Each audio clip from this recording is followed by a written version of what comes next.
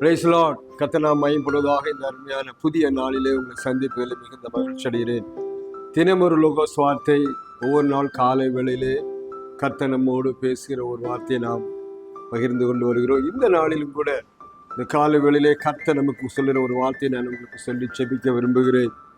23ஆம் சங்கீதம் முதல் வசனம் இவ்வாறு சொல்லுகிறது: கர்த்தர் என் மெய்ப்பராய் இருக்கிறார், நான் தாழ்ச்சி அடையேன் என்று சொல்லி சங்கீதக்காரனாகிய தாவீது தன்னுடைய வாழ்க்கையில ஒரு நல்ல வார்த்தையை சொல்றார். கர்த்தர் மேல் ஒரு நம்பிக்கை என்ன சொல்லுகிறது? நான் தாழ்ச்சி அடைய மாட்டேன், என் வாழ்க்கையில எனக்கு ஒரு குறையும் இல்லை, இருக்கவே இருக்காது. காரணம் என்னன்னா, கர்த்தர் என் மேய்ப்பராய் இருக்கிறார் என்று சொல்லி சொல்லுகிறார். அருமையான தேவனுடைய பிள்ளைகளே, இந்த நாளிலே இந்த காலவெளியிலே நாம் யாரை நம்பி கொண்டிருக்கிறோம் என்று சொல்லி அறிந்து கொள்வதற்கு ஒரு தருணமாயிருக்கிறது. தாவீது எவ்வளவு பெரிய ராஜாவா இருந்தாலும் பாருங்க, அவர் கம்பேர் பண்ணி பேசுறான். கர்த்தர் என்னுடைய மேய்ப்பர் என்று சொல்றான். காரணம் என்னன்னா, அவன் ஒரு நல்ல மேய்ப்பனாய் இருந்தான். அதனால மிக முக்கியமான, அவன் ராஜாவாய் மாறுவதற்கு முன்பாக ஆடுகளை மேய்த்து கொண்டிருந்தான். அது மாத்திரமல்ல, ஆடுகளை கண்ணும் கருத்துமாய் கவனித்துக் கொண்டிருந்தான். அது மாத்திரமல்ல, ஆடுகளுக்கு வேண்டிய ஆகாரத்தை அவன் என்ன சொல்றான்? அமர்ந்த புல்லுள் பாருங்க, அவன் என்ன சொல்றது? நல்ல இடங்கள்ல மேய்ச்சல் மேய பண்ணி அமர்ந்த தண்ணீர் கொண்டு போய் என்ன விடுகிறேன்னு அவன் சொல்றான். இந்த வேலையைத்தான் அவன் முதல்ல ஏற்கனவே ஆடுகளுக்கு செய்தான். அதனால அவன் என்ன சொல்றான்? கம்பேர் பண்ணி, அப்போ நாமே ஆடு மேய்த்து கொண்டிருப்போம் இந்த மாதிரி செஞ்சோமே, அப்போ நம்மை மேய்க்கிற ஆண்டவர் நம்மை காட்டிலும் மேன்மையானவர். அவர் தான் பிரதான மேய்ப்பன், சீஃப் ஷெப்பர்ட்னு சொல்லப்படுது. அந்த மேய்ப்பன் எப்படி இருப்பார் பாருங்க. யோவான் 10ஆம் அதிகாரத்திலே வாசிக்கும் போது அவர் மேய்ப்பனை குறித்து சொல்றார். என்ன மேய்ப்பன்? நல்ல மேய்ப்பன் இந்த நாடுகளுக்கு காட்சிவனை கொடுக்கும். அதே போலதான் தாவீதுடைய வாழ்க்கையில மேய்ப்பனுடைய ஒரு காரியம் அங்க காணப்பட்டது. அவர் கம்பேர் பண்ணி பேச காரணமே அதுதான். ஆண்டவர் தான் உண்மையான மேய்ப்பன். அவர் தன் ஆடுகளுக்கு ஜீவனை கொடுக்கிறதா சொல்றான். அதே போல தாவீது மேய்த்து கொண்டிருக்கும் போது சிங்கமும் கரடியை வந்த பொழுது தன்னுடைய உயிரையும் பொருட்படுத்தாமல் ஆடுகளுக்காக ஜீவனை கொடுக்க அந்த சிங்கத்தை தொடர்ந்து பிடித்து அந்த ஆடுகளை சிங்கங்கள் வாயிலிருந்து தப்பு வைத்துக் கொண்டான். அதான் இது முக்கியமான ஒரு காரணம். அதே போல கர்த்தர் இன்றைக்கு என்னை அவர் மேய்க்கிறார் என்று சொல்லுகிறார். அதனால நான் தாழ்ச்சி அடைய மாட்டேன். எனக்கு இனிமேல் ஒரு குறையும் கிடையாது. ஏன்னா நான் கர்த்தருடைய மேய்ப்பின் கீழ் இருக்கிறேன். அவர் தான் என்னை சரியாய் மேய்த்து அமர்ந்த தண்ணீர் அண்டை என்னை கொண்டு போய் விடுவார். அது மாத்திரமல்ல, நல்ல புல்லுள்ள இடங்களில் மேய்ப்பார், தண்ணீர் அண்டைக்கு கொண்டு சொல்லுவார். எனக்கு என்ன வேணும், ஒரு ஆட்டுக்கு என்ன வேணுமோ அதையெல்லாம் செய்யறது போல எனக்கு என்ன வேணுமோ எல்லாம் செய்வார். இவன் நான் ஒரு பெரிய ராஜாவா இருந்தாலும் என்னை ஆவிலும் ஆத்துமாவிலும் சரீரப்பிரகம் மேய்க்கிறவர் கர்த்தர் என்று சொன்னார். இன்னைக்கு நாளிலே அருமையானே, நம்ம இன்னைக்கு யார் மேய்த்து கொண்டிருக்கிறார்? நம்மை மேய்க்கிறது யார்? ஆண்டவரா இல்லை உலகமா?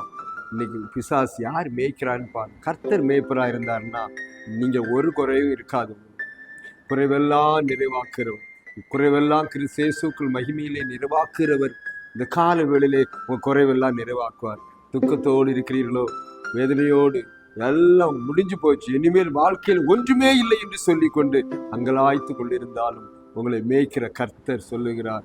அவர் சொல்லுகிறார், கர்த்தர் உங்கள் மேய்ப்பராயிருந்தால் நீங்கள் தாழ்ச்சி அடைய வேண்டிய அவசியமே இல்லை. இந்த 23ஆம் சங்கீதம் எல்லாத்துக்கும் பிடிக்கும் ஒரு ஆசீர்வாதமான சங்கீதம்.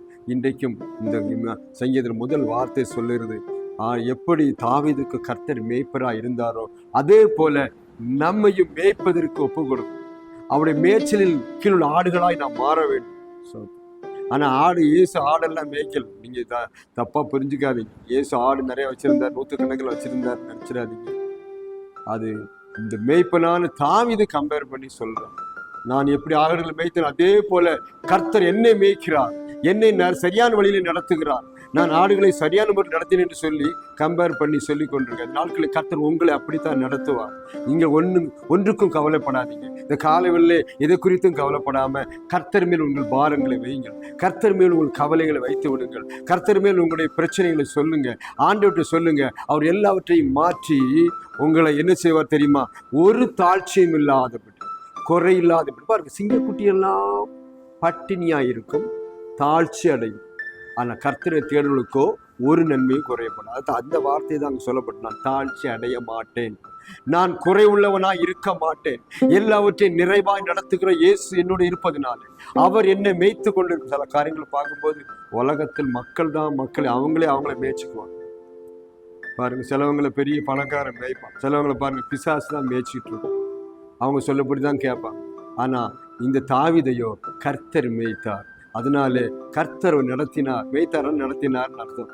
அவர் நடத்தினபடினாலே அவனுக்கு ஒரு குறையும் இல்லை, தாழ்ச்சி இல்லாமல். இன்னைக்கு உங்க வாழ்க்கையில தாழ்மையா இருக்கிறீங்களா? பிரச்சனையோடு இருக்கீங்களா? எல்லாத்திலும் குறைவா இருக்கிறீங்களா? கர்த்தர் நடத்த ஒப்பு கொடுப்பீங்களா? நம்ம நடத்தி அது பண்ணி இதை பண்ணி எல்லாம் நிறைவாகவே இல்லை, எப்போ பார்த்தாலும் குறைவாகவே காணப்பட்டு கொண்டிருக்கலாம். இதனால் அதை பற்றி கவலைப்படாம கர்த்தர் மேல் பாரத்தை வைத்து ஒப்பு கொடுங்க. கர்த்தர் எல்லாவற்றையும் நிறைவாக்கி உங்களை தாழ்ச்சியை மாற்றும். நீங்கள் இனிமேல் தாழ்ச்சி அடைய மாட்டீர்கள் என்று சொல்லி கர்த்தர் சொல்லுகிறார். ஒரு வார்த்தையை ஒப்பு கொடுப்பீங்களா? கர்த்தர் நடத்தும்படி, ஆண்டவரே நீர் என்னை நடத்துங்க, நான் உம்முடைய ஆடாய் மாற விரும்புகிறேன், நீர் என்னை நடத்துகிற ஒரு மனுஷனாய் மாற விரும்புகிறேன்னு சொல்லுங்க. நம்ம இஷ்டம் போல திட்டம் போட வேண்டாம், நம்ம இஷ்டம் போல முடிவெடுக்க வேண்டாம். கர்த்தரத்தை போய் சொல்லுங்க, ஆண்டவரே நான் என்ன செய்ய வேண்டும், எங்கே போக வேண்டும், என்ன பேச வேண்டும், இன்றைக்கு காரியங்கள் என்ன என்று கேளுங்க. கர்த்தர் உங்களை சரியான வழியில் நடத்துவார். ஒப்பு கொடுப்பீங்களா? நான் உங்களுக்கு ஆட்சேபிக்கிறேன். பரலோகத்தின் பிதாவே, நல்ல ஆண்டவரே, இந்த அருமையான காலை வேளையிலே ஆண்டவரே நீர் நடத்துகிற, நீர் மேய்க்கிற ஒரு மகளாய் எங்களை மாற்றுங்க. ஒரு நல்ல ஆடு கீழ்ப்படுகிற ஆடாய் மாற்றுங்க. உங்களுடைய வார்த்தையின்படி நடக்கிற ஆடுகளாய் மாற்றுங்க. உங்களுடைய வழியிலே நடந்து உங்களுடைய மேய்ச்சலை கண்டடைய உதவி செய்யுங்க. தண்ணீரையும் புல்லையும் கொடுக்கிற ஆண்டவரப்பா, இன்றைக்கு உங்களுடைய கருத்தில் ஒப்பு கொடுக்கிறோம். எங்கள் எல்லாரையும் ஆசீர்வதி. வசனத்தை கேட்டுக்கொண்டிருக்கிற பார்க்கிற எல்லாரையும் இயேசுவின் நாமத்தினாலே ஒரு நல்ல மேய்ப்பின் கீழ் இருக்க ஆடுகளாய் மாற்றும்படி செபித்து கிருபைக்குள் மறைத்து கொண்டு எல்லாரையும் ஆசீர்வதி. இதா குமார் பரிசு நாமத்தினாலே ஒரு பெரிய ஆசீர்வாதத்தை பெற்றுக்கொள்ளட்டும். பெரிய காரியங்கள் இயேசு நாமத்தில் ஜெபிக்கிறோம் பிதா. கர்த்தர் உங்களை ஆசீர்வதிப்பாராக. கர்த்தர் உங்களுக்கு மேய்ப்பராக இருக்க ஒப்புக்கொள்ளுங்க. கர்த்தர் உங்களை ஆசீர்வதி. இன்னொரு லோகஸ் வார்த்தை சந்திக்க வரையிலும் கர்த்தர் நம்ம எல்லாரையும் ஆசீர்வதிப்பாராக.